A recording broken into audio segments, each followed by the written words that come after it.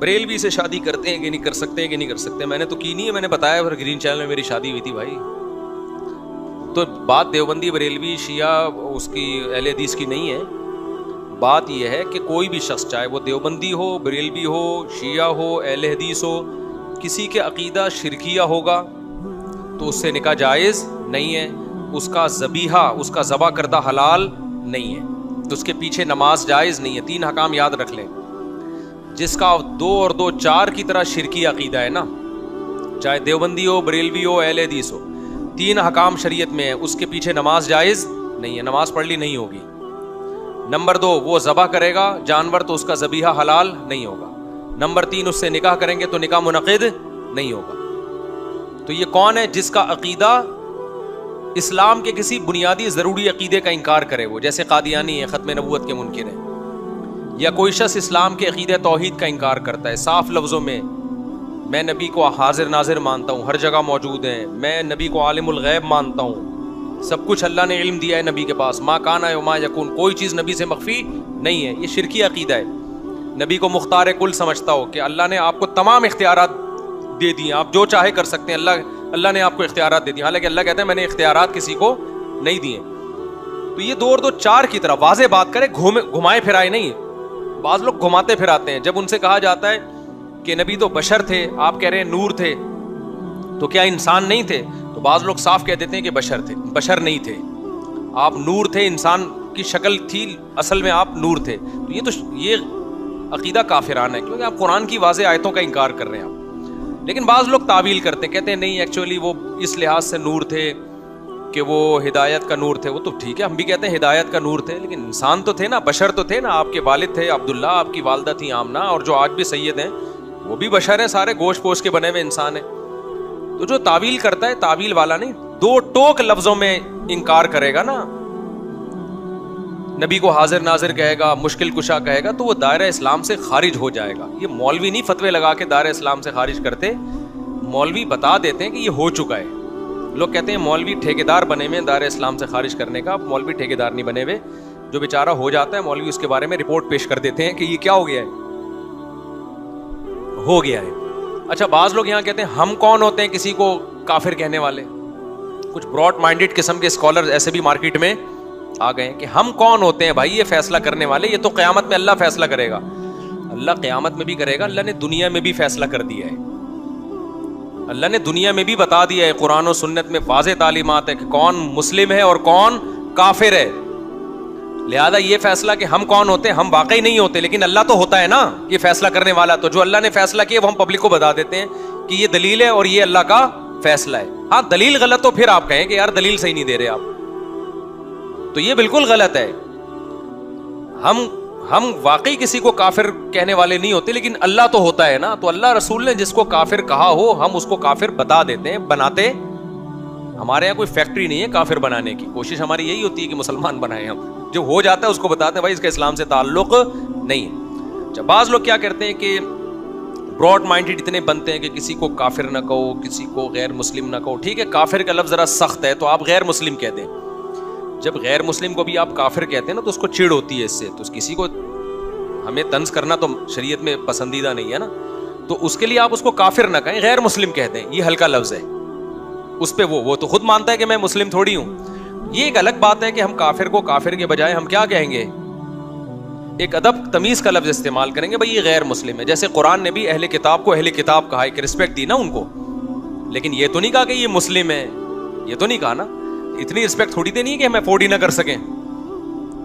بھائی آپ پیار سے کسی کو بیٹا کہہ دو, وہ اس نے کہا نادرا میں بھی میرا نام ڈال دو, آپ نے کہا بھائی اتنی رسپیکٹ دوں گا جو میں افورڈ, ہاں اتنی نہیں ہوتی کہ آپ کو سگے بچوں میں اور محلے کے بچوں میں فرق ہی ختم ہو جائے. ایسا تو اپنے بچوں کے ساتھ تو ہی نہیں. تو اللہ نے اسلام کا ایک دائرہ رکھا ہے, اگر آپ ہر شخص کو اس اسلام کے دائرے میں لے آؤ گے تو مسلم غیر مسلم کی جو باؤنڈری ہے وہ کیا ہو جائے گی, ختم. اور اللہ یہ باؤنڈری کو قائم رکھا ہے, قیامت تک رہے گی. یہ فرق ہے اللہ کے ہاں, اس میں اس کے شرعی احکام ہیں. تو غیر مسلم کا ذبیحہ حلال نہیں ہے سوائے یہودی عیسائی کے, غیر مسلم سے نکاح جائز نہیں ہے سوائے یہودی عیسائی کے, اور غیر مسلم کے پیچھے نماز جائز نہیں ہے, وہ تو یہودی عیسائی ہو اس کے پیچھے بھی جائز نہیں ہے. سمجھتے ہو کہ نہیں سمجھتے؟ تو یہودی عیسائی ایسے غیر مسلم ہیں کہ ان کو اللہ نے 2 پروٹوکول دے دیے کہ ان کی عورت سے نکاح کر سکتے ہیں, ان کے مرد سے نہیں ہو سکتا. نمبر 2, وہ جب جانور ذبح کریں گے تو وہ حلال ہے ہمارے لیے. یہ صرف عیسائی اور یہودی کو پروٹوکول دیا. مسلمانوں میں کوئی مشرک ہو جائے اس کو یہ پروٹوکول نہیں دیا, اس کی کوئی دلیل نہیں, کیونکہ وہ بڑا مجرم ہے نا, توحید میں پیدا ہو کے شرک کر رہا ہے. ارے عیسائی تو پیدا عیسائی گھرانے میں ہوا نا, اس کا جرم ہلکا ہے. مسلمان پیدا توحید میں ہوا, ہمیشہ ایاک نعبد و ایاک نستعین پڑھتا ہے اور جاتا پھر مزاروں پہ سجدے کرتا ہے, تو یہ بڑا مجرم ہے. اس کا ذبیحہ حلال نہیں ہے, ایسی عورت سے نکاح جائز نہیں ہے. سمجھتے ہو, کیونکہ یہ ارتداد کے حکم میں ہے, مرتد کے حکم میں ہے. اب کیا مسئلہ ہے کہ یہ جو اسلام کے دائرے میں لوگوں نے کہا ہے کہ بھائی ہم نے جوڑ پیدا کرنے کے لیے اب ہر ایک کو ہم مسلم ہی سمجھیں گے یا سب کے پیچھے نماز جائز ہے, یہ بھی غلط ہے. بعض لوگ یہ کہتے ہیں نماز ہم تو بھائی ہر ایک کے پیچھے پڑھ لیتے ہیں, ہمیں اس سے کوئی غرض نہیں, ہم براڈ مائنڈیڈ لوگ ہیں. تو براڈ مائنڈیڈ بننے کی بھی ہمیں اتنی اجازت ہے جتنی شریعت نے اجازت بولو دی. نہ اتنے کڑوے بنو کہ لوگ تھوکنا شروع کر دیں, نہ اتنے میٹھے بنو کہ لوگ نگلنا شروع کر دیں. ہمارے ابا کا ملفوظ ہے یہ. وہ ہوا یہ تھا کہ ایک انٹی آ کے نا ہمارے گھر میں بیٹھی رہتی تھی 24 گھنٹے, ہماری والدہ کی دوست بن گئی تھی وہ.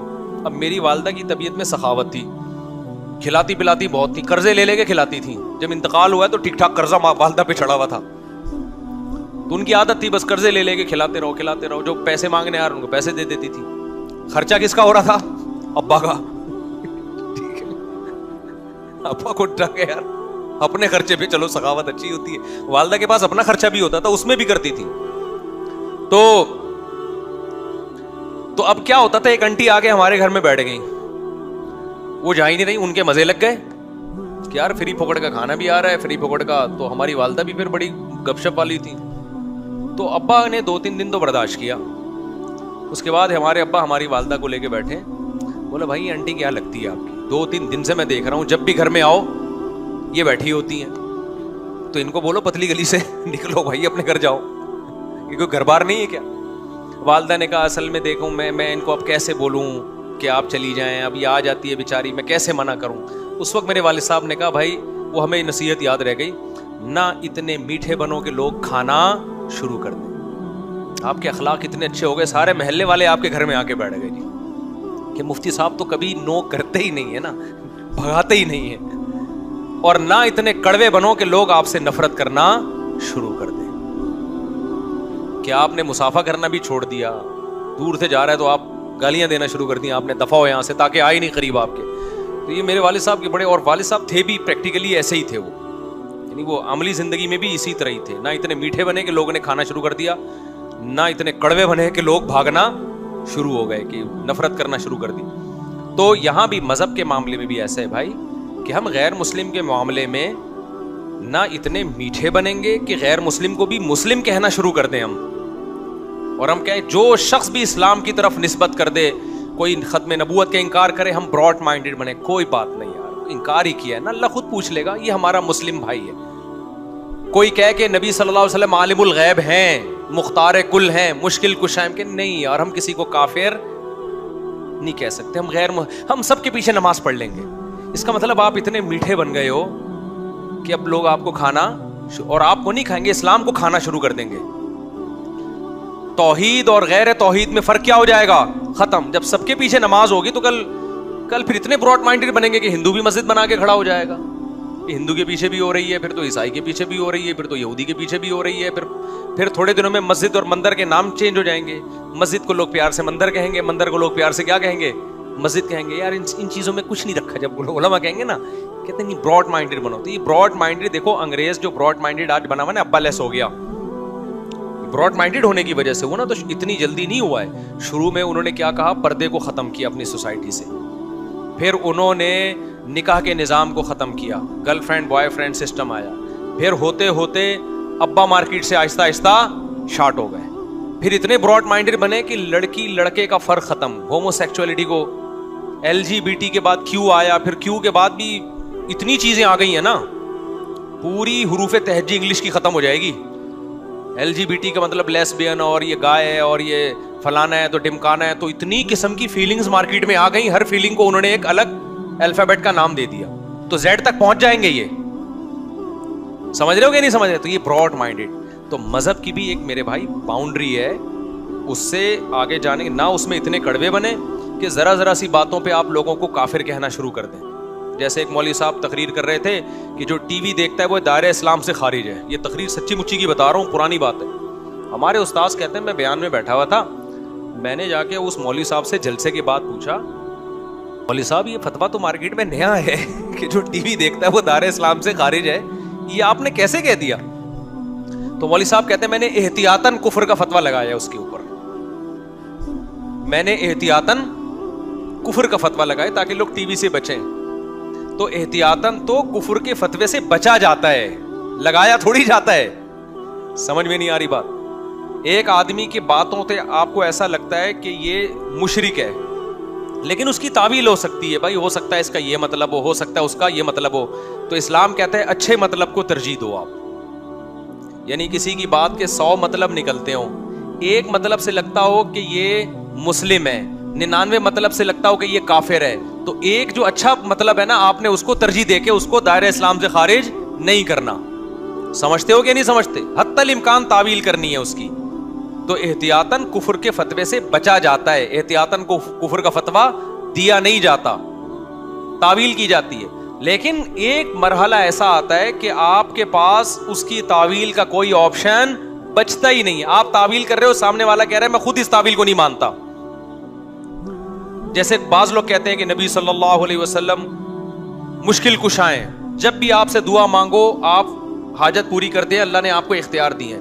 ہم اب کفر کا فتوے سے بچانے کے لیے ان کی تعویل کرتے ہیں. اصل میں ایکچولی ان کا مطلب یہ ہے کہ جب ہم نبی سے مانگتے ہیں تو فرشتے ہماری پکار نبی تک پہنچاتے ہیں, پھر نبی صلی اللہ علیہ وسلم کی بات فرشتے اللہ تک, یا اللہ ڈائریکٹ سنتا ہے, پھر اللہ تعالیٰ فرشتوں کو کہتا ہے. تو اس طرح ہم کہ یہ اس کی حاجت پوری کرو نا, تو شاید یہ مطلب ہو. وہ کہتے ہیں نہیں ہمارا یہ مطلب بالکل بھی نہیں ہے, ہمارے نبی کو یہ اختیار دیا ہے. تو اب کیا تعویل کرے گا؟ بھلا ہی تعویل کے اول تو یہ بھی ہم تعویل جو کر رہے ہیں اس کی بھی تو کوئی شرعی دلیل نہیں ہے نا. اللہ نے کہا ڈائریکٹ کس سے مانگو؟ مجھ سے مانگو. لیکن ہم گھما پھرا کے اس کو شرک سے بچانے کے لیے بہت تعویل کریں. اگلا کہے نہیں بھائی یہ آپ خود کر رہے ہو, میں تو اس بات کو مانتا ہوں کہ یہاں سے آپ نبی کو پکارو گے, نبی یہیں سے بیٹھے بیٹھے ہماری پکار سنیں گے, اور اللہ نے آپ کو یہ خود بخود اختیارات دیے ہوئے, آپ جو چاہیں اپنی قبر میں بیٹھے بیٹھے کر سکتے ہیں, لوگوں کی حاجت پوری کر سکتے. اب اس کا کوئی مطلب میرے بھائی بنتا نہیں ہے. پھر بھی آپ کو دائرہ اسلام میں لانے کا شوق ہے تو پھر تو عیسائی بھی دائرہ اسلام میں. عیسائی توحید کا لفظی طور پہ منکر نہیں ہے, نبوت کا منکر ہے, جبکہ اللہ کی نظر میں توحید کا منکر نبوت کے منکر سے زیادہ بڑا مجرم ہے. سمجھتا نہیں ہے نا بات کو؟ اللہ کے ہاں توحید کا انکار کرنے والا نبوت کے انکار کرنے والے سے زیادہ بڑا مجرم ہے. تو شرک چاہے بتوں کو خدا کے ساتھ شریک کرو چاہے پیغمبر کو کرو, اللہ کی نظر میں دونوں مجرم کیا ہیں؟ برابر کے مجرم ہیں. سمجھتا ہے بات کو؟ تو اس لیے اتنا براڈ مائنڈڈ بھی نہ بنے کہ آپ نے ہر دائرہ اسلام اتنا وسیع کر دیا کہ پوری روئے زمین اس میں آ گئی ہے, تو فرق ہی ختم ہو گیا. اور نہ اتنا چھوٹا کریں کہ ٹی وی دیکھنے والا بھی کیا ہے؟ دائرہ اسلام سے خارج. لیکن ایک دائرہ ہے, اس کے فقہی احکام ہیں, تو اس کے پیچھے نماز, غیر مسلم کے پیچھے نماز جائز ہے. اگر امام کا آپ کو پتہ ہے کہ یہ صاف لفظوں میں کہتا ہے کہ نبی مشکل کشائیں حاجت روائیں, تو اس کے پیچھے نماز نہیں ہوگی, کیونکہ غیر مسلم کی اقتداء میں نماز نہیں ہوتی. سمجھتے ہو؟ بعض لوگ کہتے ہیں ہم نہیں پڑھیں گے تو فتنہ ہوگا, تو فتنے سے بچنے کے لیے پڑھ لو, بعد میں لوٹا لو. یہ براڈ مائنڈڈ ہے. ہم کہتے ہیں کڑوے نہ بنو کہ لوگ تھوکنا شروع کرتے ہیں, وہاں جا رہا ہے ادھر جماعت ہو رہی, ادھر اپنی الگ سے نماز پڑھ رہے ہیں, تو پبلک پکڑ کے کوٹ دے گی تمہیں. پبلک کیا کرے گی؟ پکڑ کے کوٹ دے گی. اور پھر آپ کو حق پرستی کا بھی شوق ہے, آپ لوگ کہہ رہے ہیں بھائی ہاں امام کے پیچھے نہیں پڑھ رہے, کہہ رہے ہیں ان کا عقیدہ شرکیہ ہے, یہاں فتنہ پھیلے گا. تو بھائی چھوڑ دے, اپنی نماز پڑھ, پتلی گلی سے نکل, تو کیا ٹھیک کرے گا کیا عقیدہ کسی کا آگے؟ اچھا میرے بھائی, اور سارے بریلوی ایسے نہیں ہوتے کہ وہ صاف لفظوں میں شرک کرتے ہوں. یہ ہمارا تجربہ مشاہدہ ہے, بریلویوں میں بھی ہر طرح کے لوگ ہیں, معتدل بھی ہیں اور غالی بھی ہیں. تو معتدل بھی ہیں ان میں بہت سے علماء. ہماری چونکہ اب جب مشہور ہوئے ہیں تو بہت سے علماء سے بات چیت بھی ہوئی ہے, تو وہ اس طرح کے نہیں ہے جس طرح لوگوں نے فرض کر لیا کہ وہ سارے ہی مشرک ہوں گے یا ساروں کا عقیدہ شرکیہ ہوگا. ایسا نہیں ہے. ان میں بہت سے پڑھے لکھے ہیں, وہ شرکی عقیدوں کو نہیں مانتے. اچھا بہت ہاں یوٹیوب پہ بھی آ رہے ہیں, میں نام لوں گا تو فائدہ نہیں ہے. بہت سارے ایسے ہیں جو میں خود ان کی بعض دفعہ کوئی اسپیچ آتی ہے, مجھے لگتا ہے بڑے اللہ نے ان کو علم دیا ہے اور بڑی زبردست بات کر رہے ہیں, لیکن ان میں بڑا مسئلہ یہ ہے کہ وہ کھل کے بتا نہیں سکتے اس عقیدہ توحید کو. ان کی عوام ان کو پکڑ کے کوٹے گی.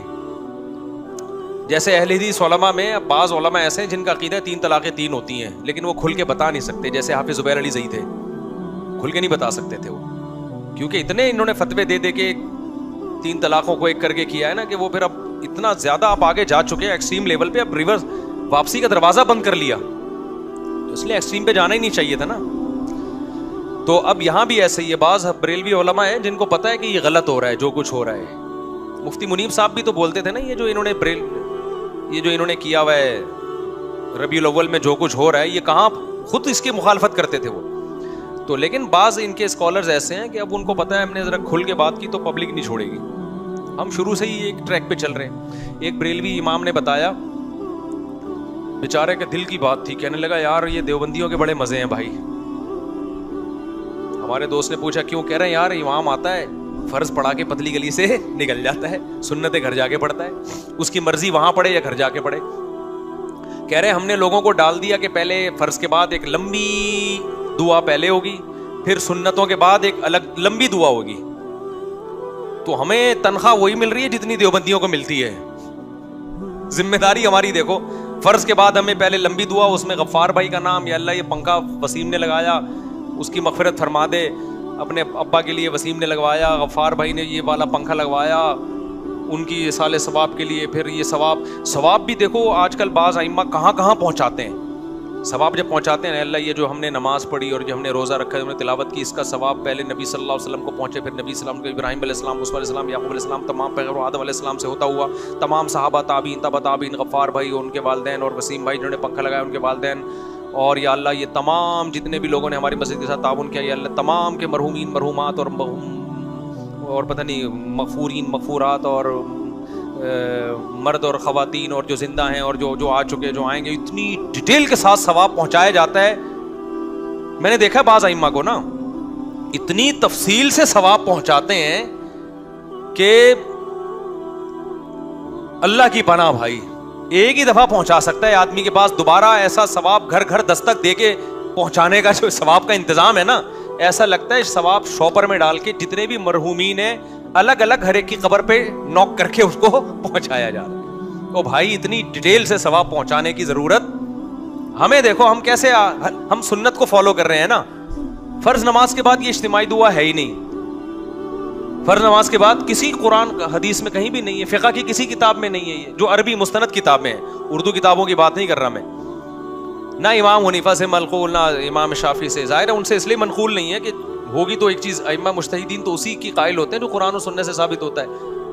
تو اب ہم نے کیا, ہمارے لیے بہت آسانی, ہم تو اللہم انت السلام پڑھا, نکل لیے پتلی گلی سے, جا کے انڈے چیک کیے مرغیوں کے, بھائی چوزا کتنا نکلا ہے, پھر اس کے بعد جا کے سنتیں پڑھ لیں. کوئی سنتیں بھی ہم پہ فوراً مسلط نہیں ہوتی, گھر پہ بھی پڑھ سکتے ہیں, یہاں بھی پڑھ سکتے ہیں, دفتر میں بھی پڑھ سکتے ہیں, آزاد ہو گئے. کسی دن موڈ ہوا دعا کا تو لمبی دعا بھی کرا دی, یہ بھی کوئی حرام بھی نہیں ہے کہ دعا کرانا. موڈ ہوا تو آج موڈ ہے بھائی آج کیا کرا دو, چلو یار لمبی دعا ہو جائے. لیکن جو گرین چینل والے بیچارے, وہ ائمہ کی اندر کی دل کی کیفیت میں بتا رہا ہوں. میرا بیان سن کے ہو سکتا ہے ہمارے گرین چینل والے بھائی میری مخالفت کریں, لیکن ائمہ کہیں گے مفتی صاحب دل کی آپ نے بات شیئر کر دی ہے. یہ بیچارے اتنے پریشانی میں ہوتے ہیں, تنخواہ دیوبندیوں والی ملتی ہے لیکن ذمہ داری کتنی. امام پہلے سے آ کے بیٹھے گا مسلح پہ, ہم تو جب ٹائم ہوتا ہے نا ٹھک کر کے اسٹائل سے آتے ہیں مسلح پہ کھڑے ہوئے, اس سے پہلے مسلح کو ہم پابند نہیں ہوتے, آتے ہیں. اور سنت بھی یہی ہے, نبی صلی اللہ علیہ وسلم جماعت کے وقت میں اپنے حجرے سے تشریف لاتے تھے. ہمارے جو بیچارے گرین چینل والے بھائی ہیں ان میں امام آدھا گھنٹہ یا 10 منٹ پہلے آ کے بیٹھے گا مسلح پہ, بڑی تمیز سے بیٹھ جائے گا وہ, بالکل بسم اللہ صلو علی الحبیب, بڑی تمیز سے بیٹھے گا وہ. میں بیچارے اماموں کی عکاسی کر رہا ہوں دل کی. وہ کہیں گے مفتی صاحب آپ نے آج پہلی دفعہ ہمارے حقوق پہ کسی نے آواز اٹھائی ہے, تو بیٹھ جائیں گے. پھر وہ اقامت ہوگی تو تمیز سے امام صاحب بیٹھے رہیں گے. حی علی الصلاۃ سے پہلے کسی کو کھڑے ہونے کی اجازت نہیں ہے, تو اس سے پہلے امام بیٹھا ہوا ہوگا نا, تو یہ ذمہ داری اس کی الگ سے امام کو کوئی چارجز, کوئی پیسے تنخواہ نہیں ملتی.